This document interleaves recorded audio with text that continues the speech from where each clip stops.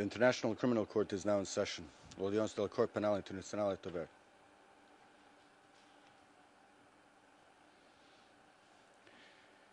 Please be seated.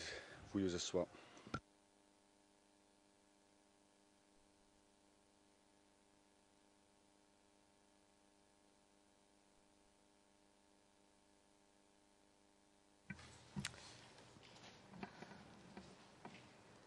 L'audience est ouverte. Monsieur le greffier d'audience, appelez l'affaire, s'il vous plaît.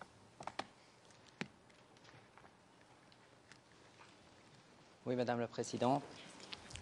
Situation en République de Côte d'Ivoire dans l'affaire Les procureurs contre Laurent Gbagbo, affaire numéro ICC 0211 0111. Je vous souhaite à tous la bienvenue et j'invite les parties et les participants à se présenter. Je me tourne en premier lieu vers le bureau du procureur.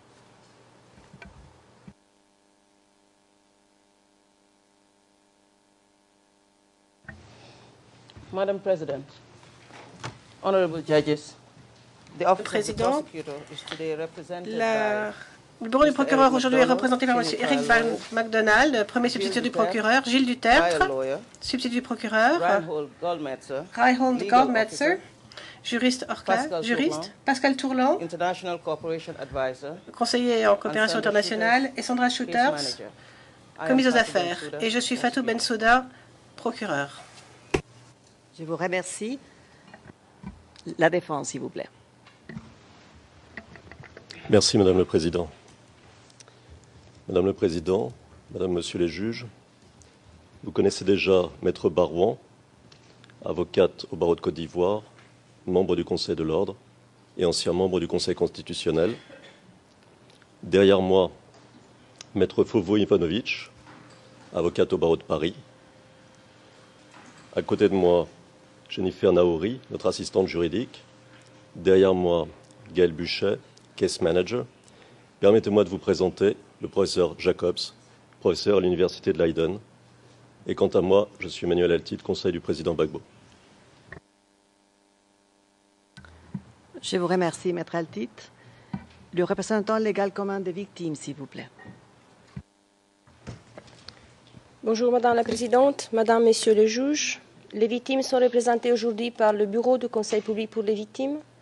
À côté de moi, Madame Sarah Pelé, conseil. Derrière moi, Monsieur Enrique Carnero Royo, juriste. Et je suis Paulina Massida, conseil principal. Je vous remercie. Madame Le Greffe, s'il vous plaît.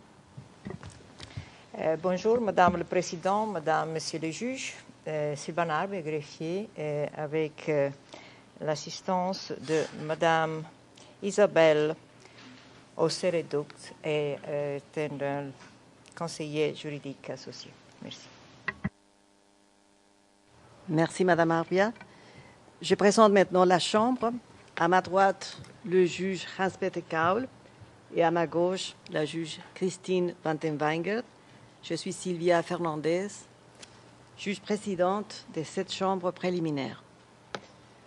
Je demande maintenant au greffier d'audience de lire un résumé des charges présentées par les procureurs. Monsieur le greffier d'audience, vous avez la parole, s'il vous plaît.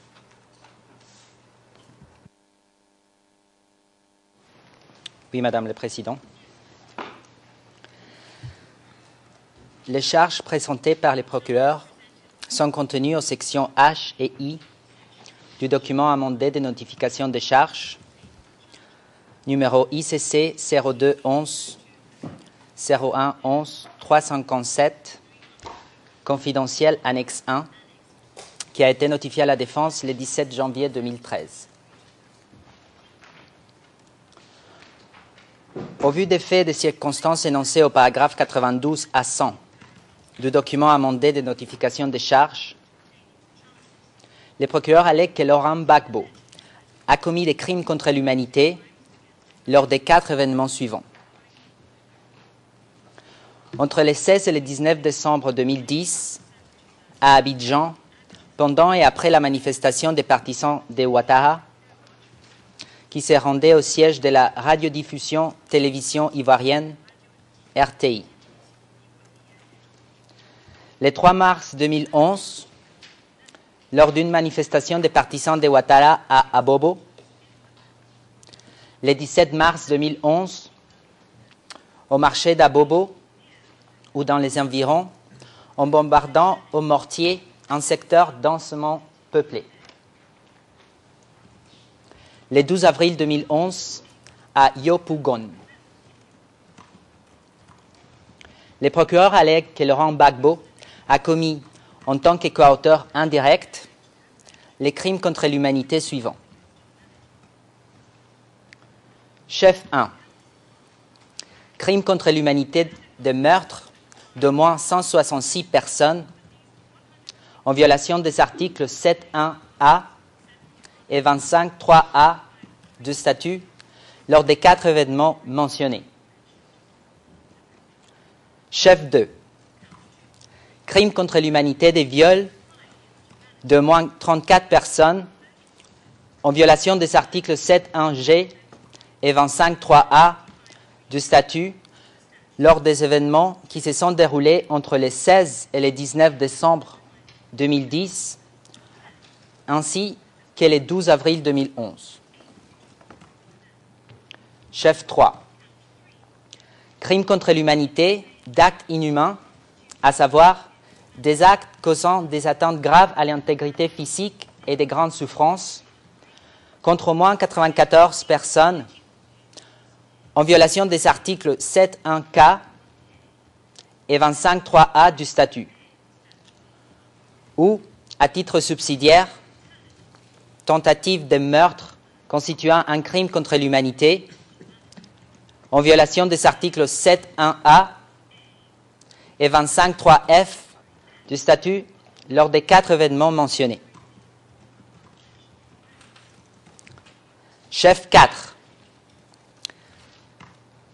Crime contre l'humanité des persécutions pour des motifs d'ordre politique, national, ethnique et religieux contre au moins 294 personnes en violation des articles 7.1h et 25.3a du statut lors des 4 événements mentionnés.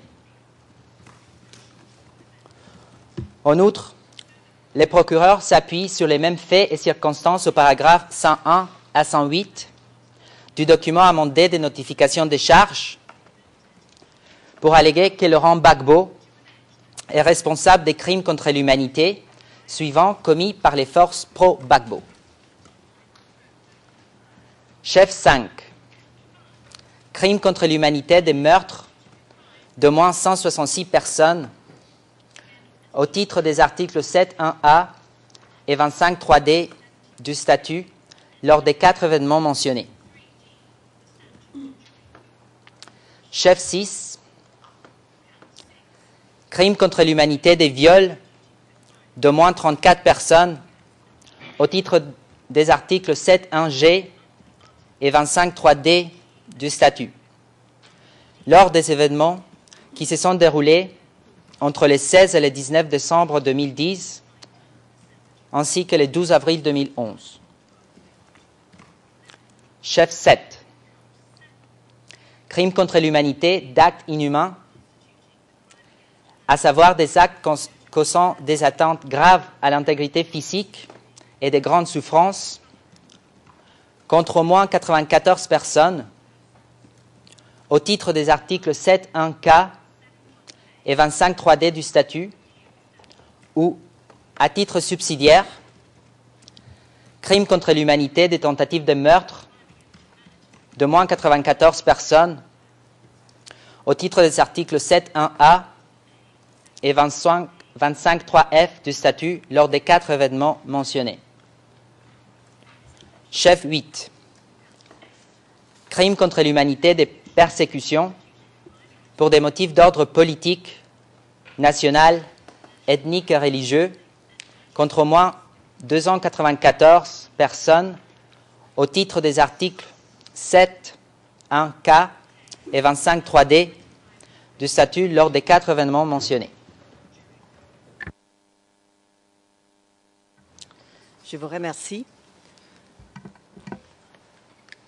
Je voudrais rappeler que le but de la présente audience, conformément à l'article 61.7 du statut, est de permettre à la Chambre de déterminer s'il existe des preuves suffisantes donnant des motifs substantiels de croire que M. Laurent Gbagbo a commis chacun des crimes qui lui sont imputés.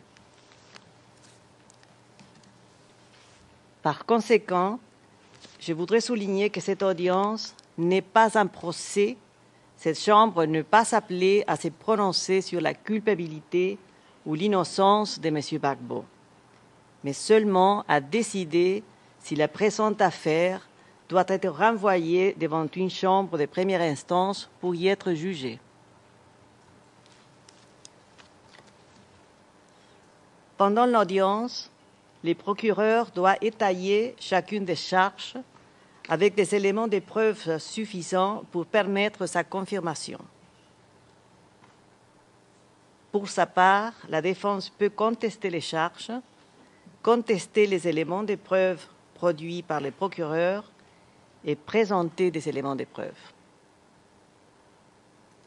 Aussi, conformément à l'article 68.3 du statut, les victimes qui ont été admises à participer peuvent exposer leurs vues et préoccupations par l'intermédiaire de leur représentant légal commun, Mme Massida, du Bureau du Conseil public pour les victimes.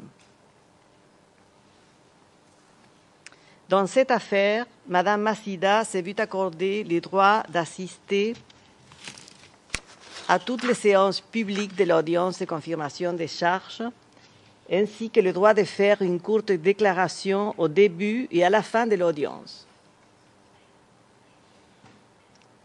Il est par ailleurs possible pour le représentant légal d'intervenir à d'autres moments avec l'autorisation de la Chambre. Les parties et participants feront leur présentation en respectant les temps qui leur a été alloué et suivant l'ordre et les conditions établies par la décision 397 du 12 février 2013.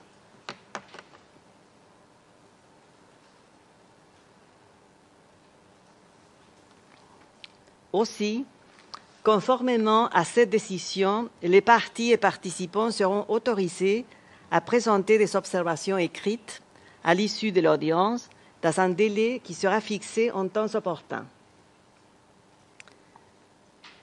Je vous rappelle que cette audience est publique.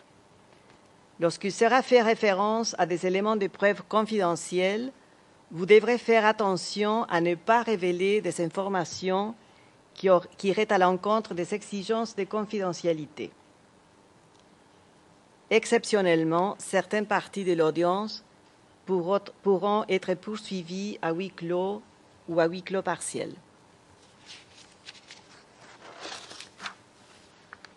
La Chambre tiendra compte des dispositions d'ordre pratique qui ont été mises en place afin de permettre à M. Gbagbo de participer pleinement à toute l'audience.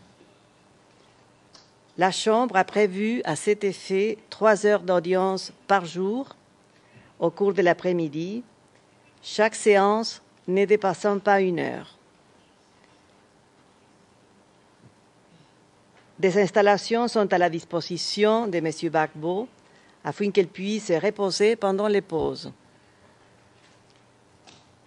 La Chambre espère que ces arrangements permettront à M. Gbagbo d'être présent tout au long des sessions. Je tiens à souligner que M. Gbagbo ne devrait pas hésiter à informer la Chambre si un problème survient.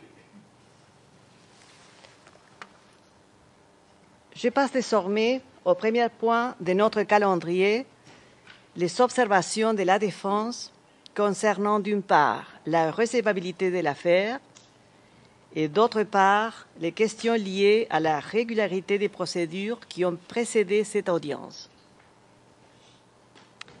La Chambre note que le vendredi 15 février, la défense a déposé sa requête relative à la recevabilité de l'affaire en vertu des articles 19 et 17 du statut.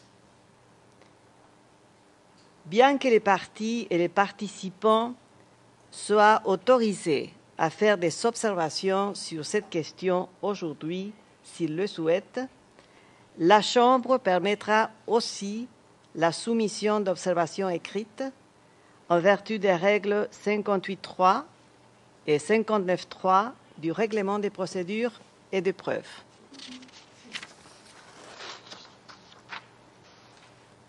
Conformément à la règle 59.1b, la Chambre tient à préciser que dans le cadre de la procédure concernant la contestation de la recevabilité, le représentant légal commun doit représenter non seulement les victimes admises à participer aux procédures, mais également toutes les victimes qui ont déjà communiqué avec la Cour à l'occasion de la présente affaire. Par conséquent, la Chambre donne la possibilité au procureur et au représentant légal des victimes de répondre à la constatation des recevabilités au plus tard le jeudi 28 mars 2013.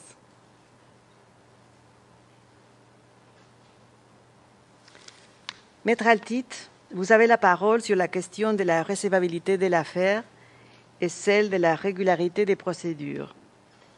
Veuillez garder à l'esprit que nous devons nous arrêter à 15h30, mais que vous serez autorisé à poursuivre après la pause. Et je vous prie, ainsi qu'aux autres parties et participants, de parler lentement et de faire des pauses suffisantes pour permettre l'interprétation. Maître Altit, vous avez la parole. Merci, Madame la Présidente. Les observations de la défense concernant la procédure de recevabilité et les questions portant sur la conduite de la procédure seront faites par le professeur Jacobs.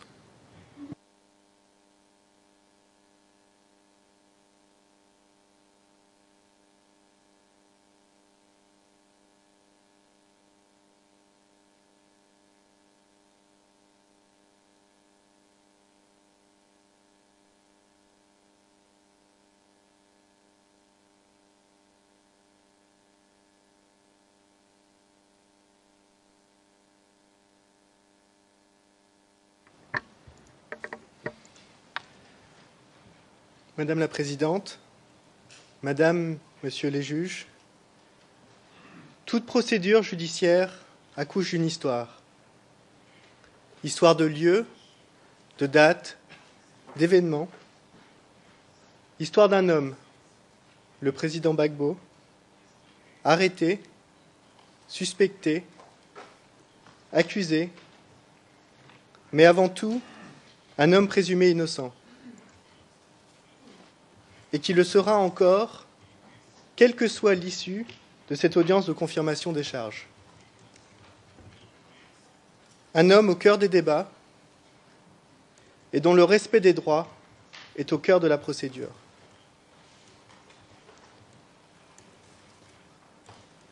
Dans une procédure judiciaire internationale, c'est aussi l'histoire, avec un H majuscule, qui s'écrit.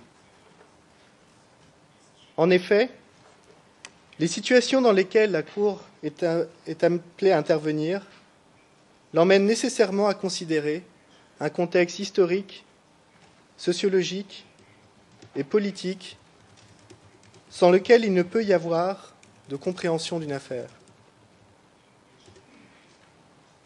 C'est toujours l'histoire d'un pays, d'une région, d'un peuple et de ses souffrances qui s'écrit.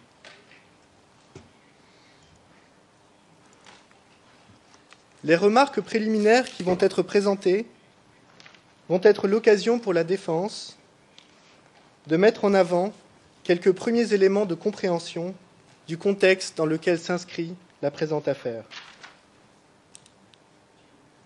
Mais avant tout, ces remarques vont permettre d'évoquer les acteurs et les personnages de cette histoire. Le procureur, l'ONU, les autorités ivoiriennes, les autorités françaises, le représentant des victimes dans la présente procédure, et évidemment les juges et le président Gbagbo. À cet effet, la défense va en premier lieu présenter des éléments relatifs à la recevabilité de l'affaire, avant, dans un deuxième temps, d'évoquer un certain nombre de questions préliminaires dont la considération est essentielle dès le début de l'audience de confirmation des charges. Je commence donc par la recevabilité. Au cœur de la recevabilité, il y a le principe de complémentarité. Ce principe articule les rapports entre la Cour et les autorités nationales et accorde une primauté à ces dernières. Par ailleurs, le principe de complémentarité doit se comprendre en rapport avec l'obligation de poursuivre les auteurs de crimes internationaux qui pèsent sur les États en droit international. Cette obligation est d'ailleurs reconnue dans le préambule du statut de Rome au même titre que celui de la complémentarité. En d'autres termes, la complémentarité ne peut se comprendre comme un choix accordé aux juridictions nationales de poursuivre, mais au contraire comme l'obligation de poursuivre en premier lieu. C'est à la lumière de cette obligation que le test juridique de complémentarité doit être compris. À cet égard, la défense rappelle qu'au titre de l'article 17 du statut, une affaire est irrecevable si, et je cite, « elle fait l'objet d'une enquête ou de poursuite de la part d'un État ayant compétence, à moins que cet État n'ait pas la volonté ou soit dans l'incapacité de mener véritablement à bien l'enquête ou les poursuites. » Il y a donc deux étapes dans le test de complémentarité. Premièrement, y a-t-il enquête ou poursuite au niveau national? Et deuxièmement, l'État est-il incapable ou n'a pas la volonté?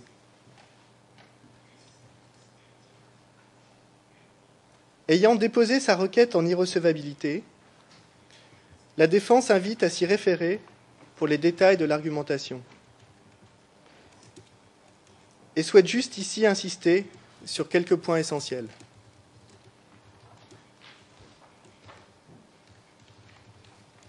Commençons donc par l'existence de procédures au niveau national.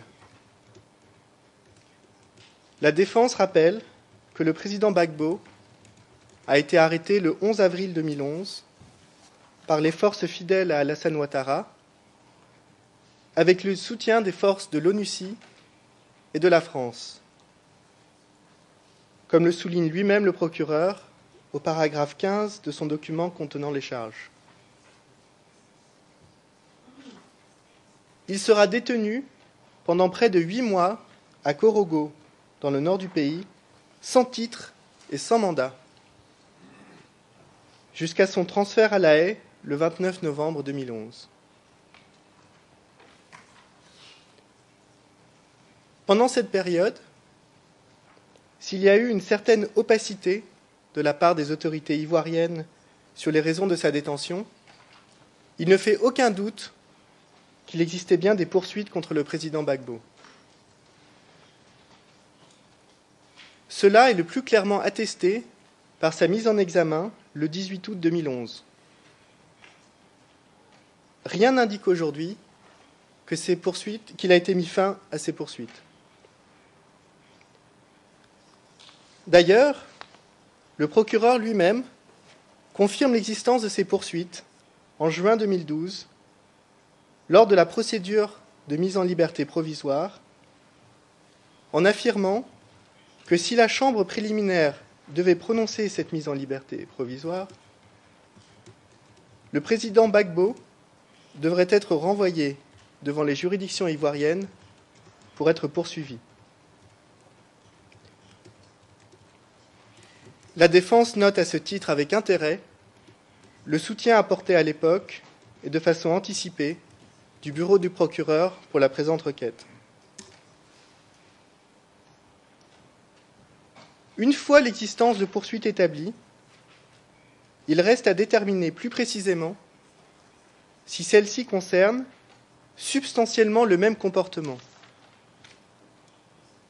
comme l'exige la Chambre d'appel de la présente Cour. La défense considère que le comportement à prendre en compte est le comportement en rapport avec le contexte dans lequel auraient eu lieu les crimes, plutôt que le comportement en rapport direct avec la commission des crimes eux-mêmes. En effet, on voit bien à la lecture du document contenant les charges que le cœur de ce qui est reproché au président Gbagbo, ce ne sont pas les quelques événements précis choisis par le procureur, mais la soi-disant mise en œuvre d'une politique générale visant à rester au pouvoir par tous les moyens. Or, c'est exactement ce qui lui est reproché dans les procédures engagées contre lui en Côte d'Ivoire.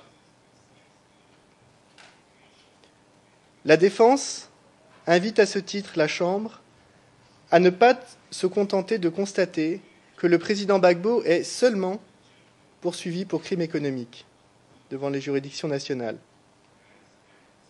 ce qui est un simple habillage cosmétique visant à cacher une réalité qui est bien plus complexe, comme l'attestent les documents fournis par la défense à la Chambre au soutien de sa requête en irrecevabilité.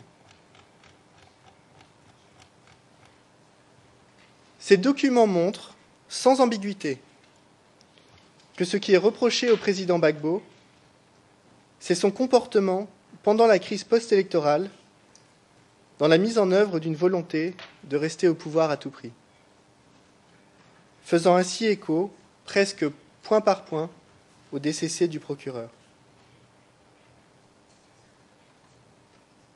Dans le même ordre d'idées, les enquêtes nombreuses menées en Côte d'Ivoire contre les anciens collaborateurs du président Gbagbo portent nécessairement sur le président Gbagbo. En effet, quel procureur sérieux pourrait affirmer qu'il enquête sur tous les présumés exécutants de crimes allégués sans enquêter sur celui qui les aurait supposément ordonnés? Il ne fait donc aucun doute que c'est bien substantiellement le même comportement qui fait l'objet d'enquêtes en Côte d'Ivoire et qui est la base des poursuites engagées contre le président Gbagbo devant la présente Cour.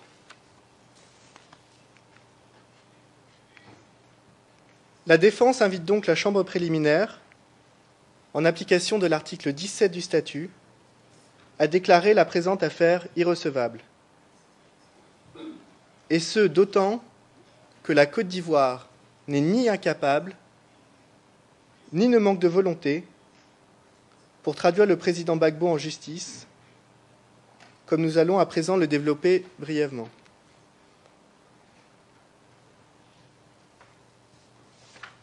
Avant de considérer ces questions, la défense souhaite attirer l'attention de la Chambre sur la formulation du statut de Rome sur ce point.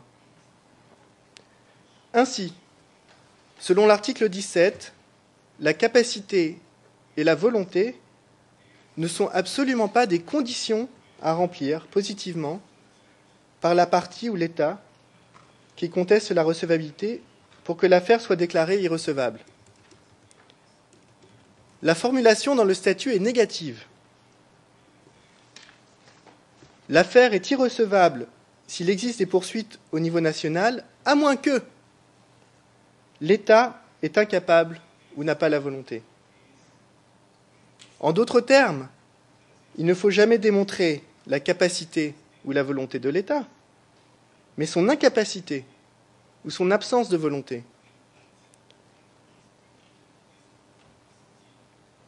Il ressort logiquement de cela que c'est sur la partie invoquant cette incapacité ou cette absence de volonté, le procureur par exemple, que devrait reposer la charge de la preuve.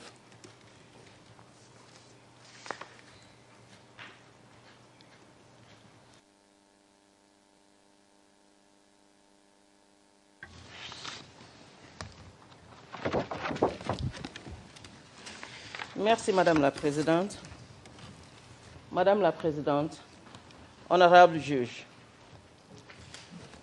l'affaire que nous vous présentons aujourd'hui concerne M. Laurent Gbagbo, un président qui a renoncé au processus politique, électoral, démocratique, préférant recourir à la violence et au crime pour se maintenir au pouvoir. En décembre 2010, au travers d'élections pacifiques, les peuples ivoiriens avaient l'occasion de se rassembler et de choisir la personnalité qu'ils voulaient voir à la tête du pays. Mais il a été privé de cette possibilité par, entre autres, M. Gbagbo, qui a eu recours à la violence contre les civils pour rester au pouvoir. En l'espace de seulement quelques jours, la Côte d'Ivoire est passée d'un pays où des citoyens ordinaires respectueux des lois se présentaient massivement aux urnes pour élire leur président, à un théâtre de violences extrêmes qui ont plongé une nouvelle fois la pays dans le chaos et divisé ses citoyens. En un rien de temps, des centaines d'Ivoiriens sont passés du statut d'électeur à celui de victime.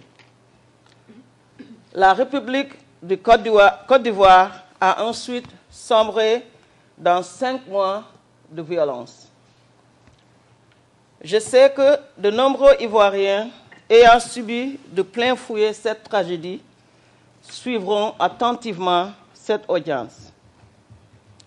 J'aimerais que tout le monde comprenne que dans cette affaire, il ne s'agit pas de déterminer qui a gagné ou perdu les élections. Il n'est en aucune manière ici question de politique.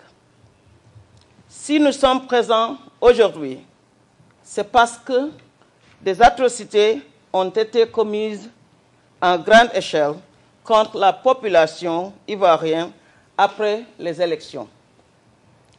Nous sommes là, Madame la Présidente, pour envoyer un message fort à ceux qui prévoient essayer d'accéder au pouvoir ou de s'y maintenir en ayant recours à la violence et à la brutalité.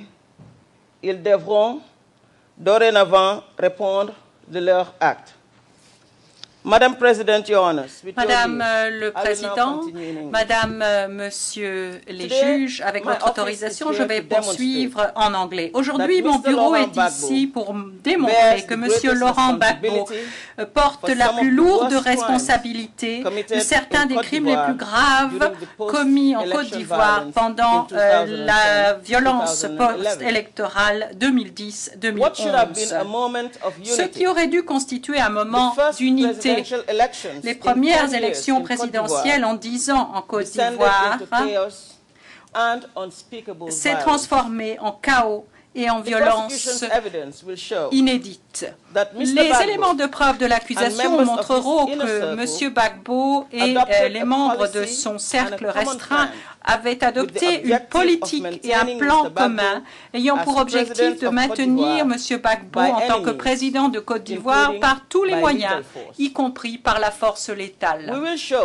Nous montrerons que M. Gbagbo et des forces sous son contrôle portent la responsabilité du meurtre, des viols, des blessures graves et des détentions arbitraires d'un nombre impossible à compter de citoyens respectueux de la loi, des civils qui étaient considérés comme des partisans de M.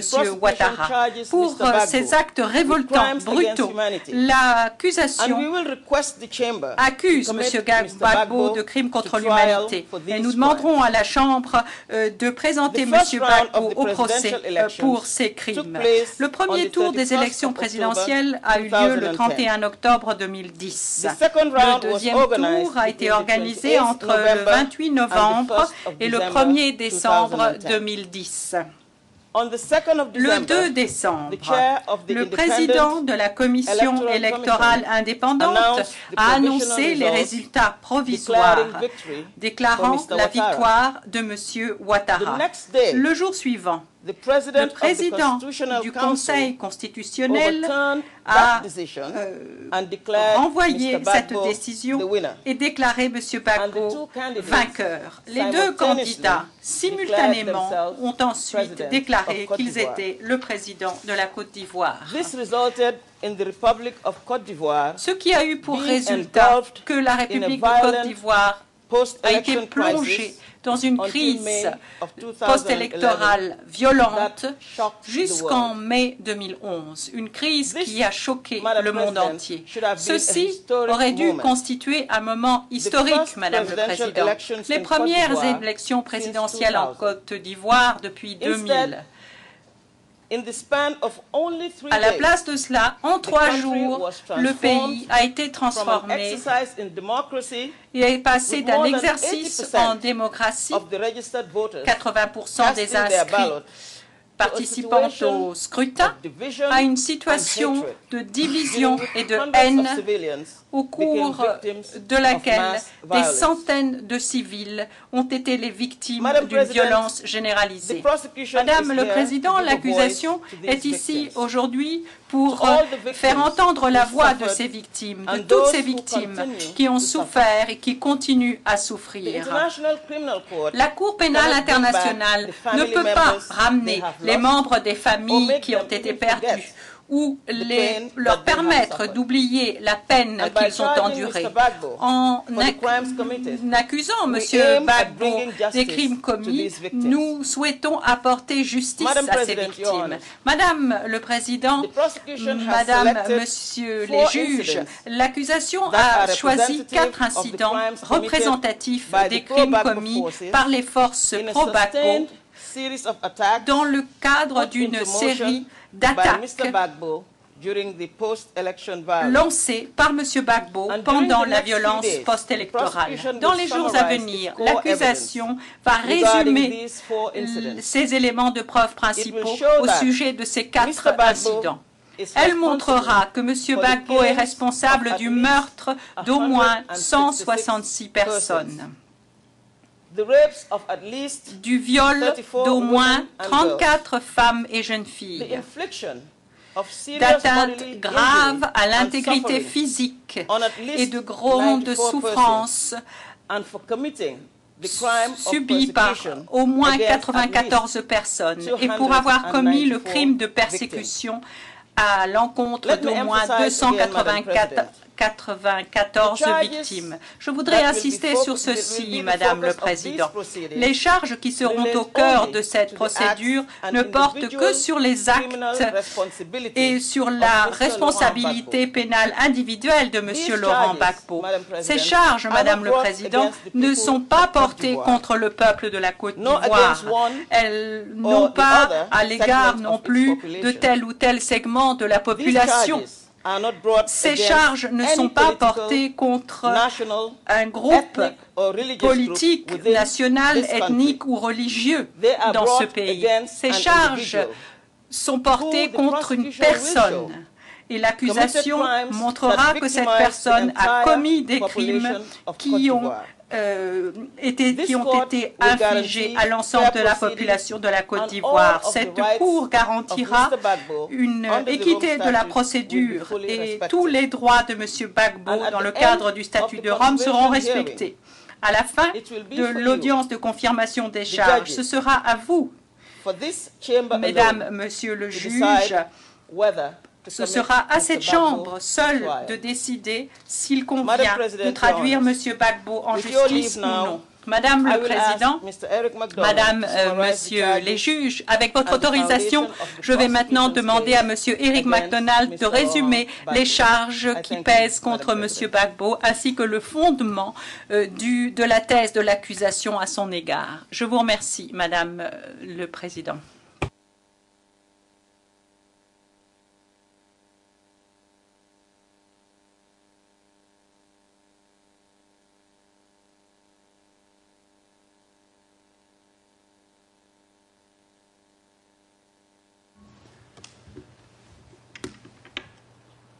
Madame la Présidente, honorable juge, M. Gbagbo fut président de la Côte d'Ivoire d'octobre 2000 à décembre 2010. Après avoir exercé le pouvoir pendant 10 ans, il était déterminé à le conserver, quel que soit le résultat de l'élection de 2010. Il n'a cessé de répéter qu'il ne céderait pas le pouvoir.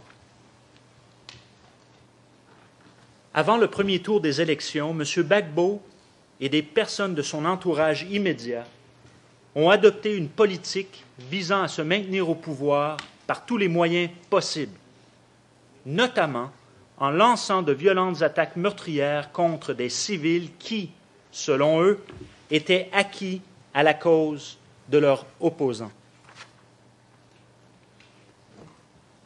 M. Gbagbo a nommé des personnes qui lui étaient fidèles à des postes clés du gouvernement et au sein des forces de défense et de sécurité ivoiriennes, les FDS.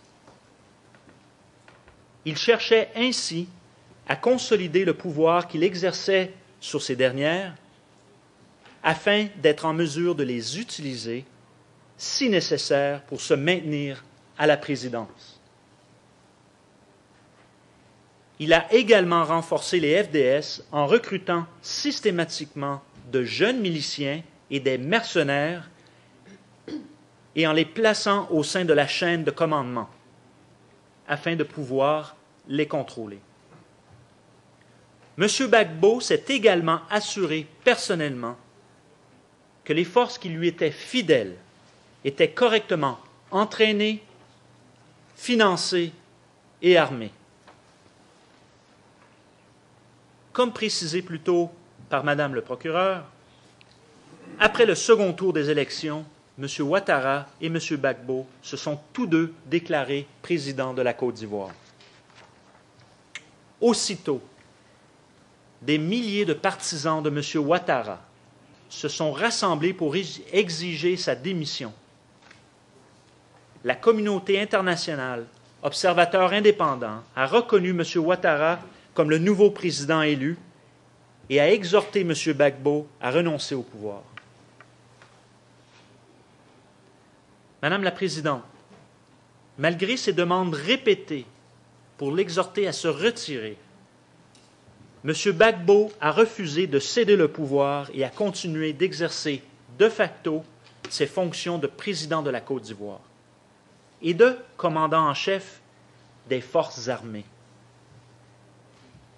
Il a mobilisé les forces qui lui étaient subordonnées et leur a ordonné de mettre en œuvre la politique visant à le maintenir au pouvoir par la force. Concrètement, il a ordonné de faire cesser les manifestations et a fait déployer des militaires lourdement armés qui ont eu recours à la force létale contre des manifestants non armés dans la rue. Pendant toute la période de violence post-électorale, M. Gbagbo a coordonné la mise en œuvre de la politique du plan commun. Il a fréquemment tenu des réunions avec les commandants de l'armée et avec ses alliés politiques. Informé des événements sur le terrain, il a avalisé les activités de ses subordonnés. M. Gbagbo était au centre des décisions à l'origine des activités criminelles menées par ces forces contre les civils. Le camp pro-Gbagbo a fermé les yeux sur les crimes commis par les forces qui lui étaient fidèles et en a même nié l'existence à plusieurs reprises. Personne n'a eu à rendre de compte.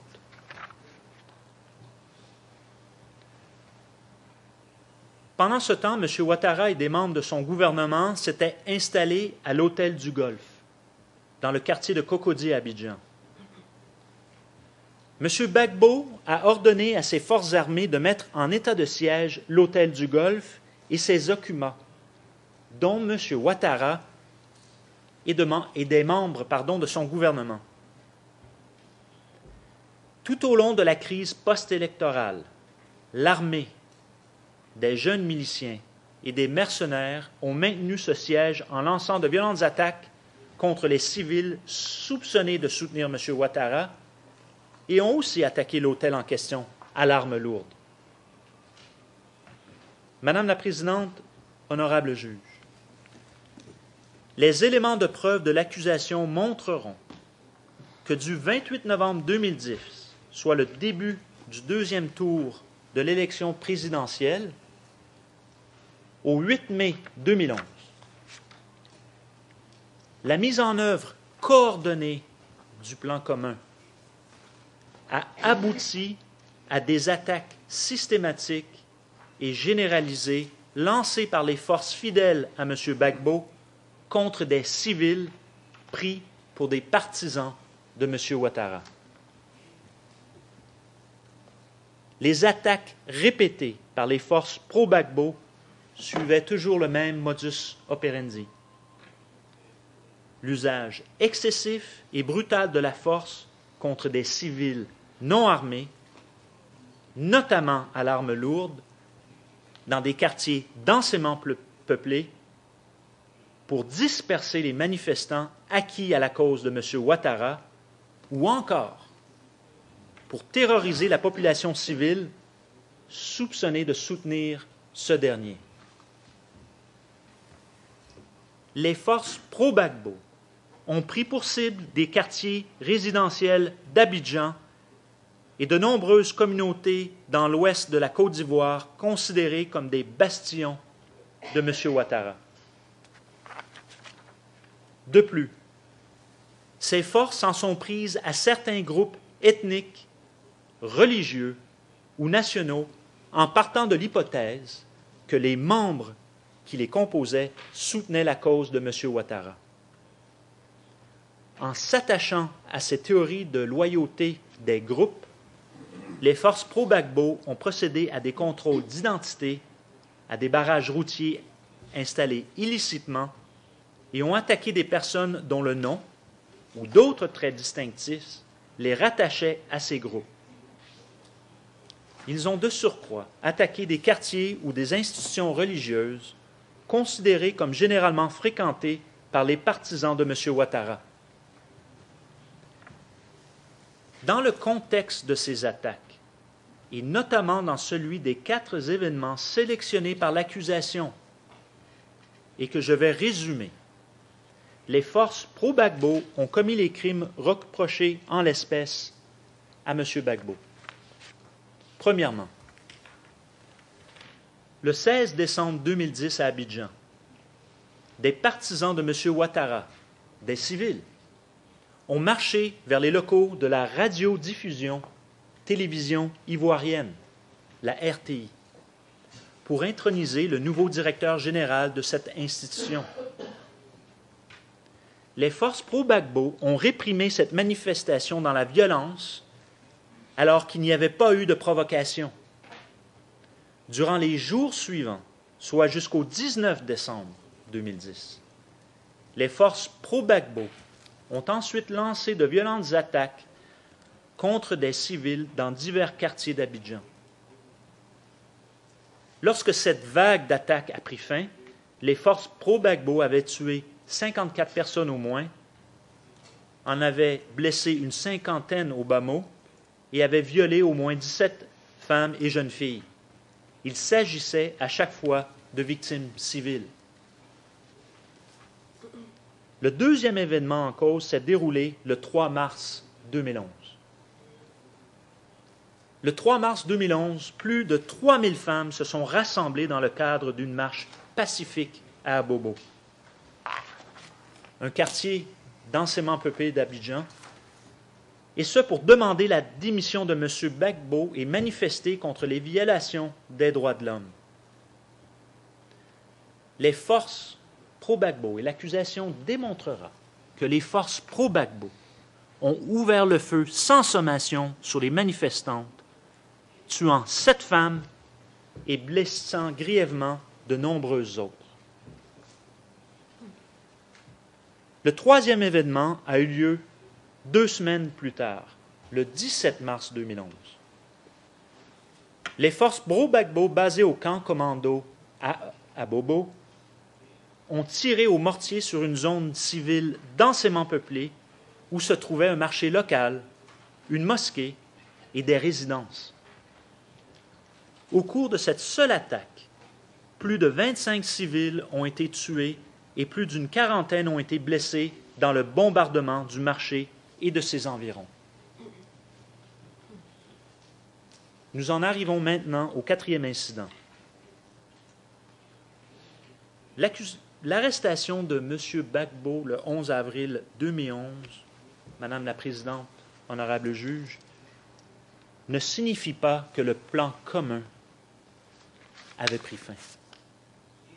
En fait, quelques jours avant son arrestation, M. Gbagbo, depuis son bunker, et alors que son appréhension physique n'était qu'une question de temps, comme la suite des événements le montrera, appelait le peuple à poursuivre la lutte contre M. Ouattara et ses supporters, qu'il associait à des terroristes. Son arrestation n'empêchera pas la continuation de l'exécution du plan commun. Le 12 avril, de jeunes miliciens pro-Gbagbo, des éléments de la police et des mercenaires ont attaqué plusieurs secteurs de Yopougon, où ils ont exécuté sommairement ou brûlé vives plus de 80 personnes. Les auteurs de ces faits ont également violé 17 femmes au moins, et dans certains cas, exécuté leur mari. Il y a eu plusieurs autres victimes blessées au cours de ces attaques. Toutes étaient des civils originaires du nord de la Côte d'Ivoire et de pays voisins d'Afrique de l'Ouest. Madame la Présidente, honorable juge, en conséquence, M. Gbagbo est accusé au titre de l'article 25.3a du statut en tant que coauteur indirect des crimes contre l'humanité suivants ou, subsidiairement, au titre de l'article 24.3d, d'avoir contribué à la commission de ces crimes, soit le meurtre d'au moins 166 personnes, le viol d'au moins 34 femmes et jeunes filles, et le fait d'avoir infligé à 94 personnes au moins des atteintes graves à l'intégrité physique et de grandes souffrances, ou, et ce à titre subsidiaire, d'avoir attenté à leur vie. En outre, M. Gbagbo doit répondre du crime contre l'humanité de persécution pour des motifs d'ordre politique, national, ethnique et religieux à l'encontre d'au moins 294 victimes.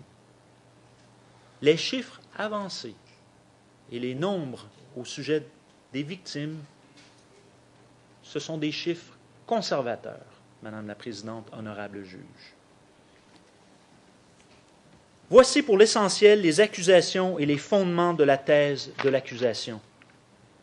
Dans les jours à venir, l'accusation fournira des preuves à l'appui de ce qu'elle avance en identifiant et en citant des déclarations de témoins, en renvoyant à des passages qui établissent que les crimes en cause ont bel et bien été commis et que la responsabilité pénale de M. Gbagbo est à ce titre engagée.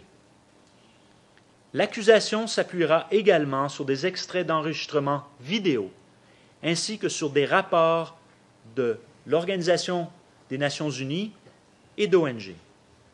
Elle se fondera aussi sur des éléments de preuve documentaires et informatiques qui ont été saisis, y compris des documents retrouvés dans la résidence présidentielle de M. Gbagbo. À l'issue de l'audience de confirmation des charges, l'accusation demandera tout d'abord à la Chambre de conclure à l'existence de motifs substantiels de croire que les crimes en question ont été commis. Elle lui demandera ensuite de confirmer la responsabilité de M. Gbagbo et de confirmer donc que cette responsabilité est engagée et qu'il doit pénalement en répondre.